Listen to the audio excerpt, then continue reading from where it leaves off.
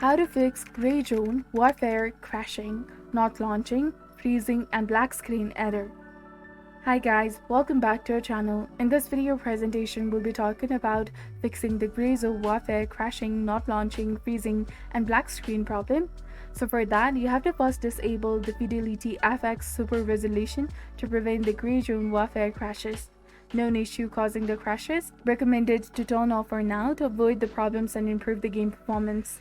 Cap the Gray Zone Warfare frame rate. If the Gray Zone Warfare keeps crashing on your PC, consider capping or limiting your frame rates. Many users facing the same issue have found that leaving the FPS uncapped can lead to instability and sometimes trigger a low video memory error. To cap your FPS, navigate to the Graphics tab in the ZZW settings, locate the frame rate limit option and set it to 60.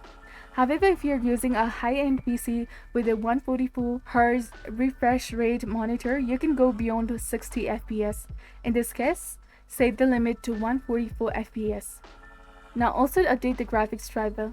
For AMD GPUs, visit the AMD drivers. For NVIDIA GPUs, visit the NVIDIA drivers. And for Intel GPUs, visit the Intel drivers. After downloading the exe file, run it and follow the on-screen instructions to update the GPU driver, and you may need to reboot your PC after completing the update.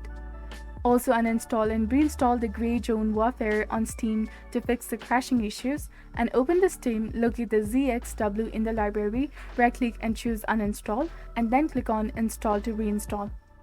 Then also turn off the Steam Launchers overlay. Disabling the Steam overlay might be a good solution.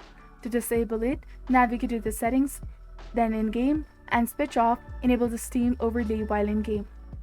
Also update the Visual C++ Redist. Visit the link, download the x64 file, launch it, and follow the steps for the quick worry-free upgrade.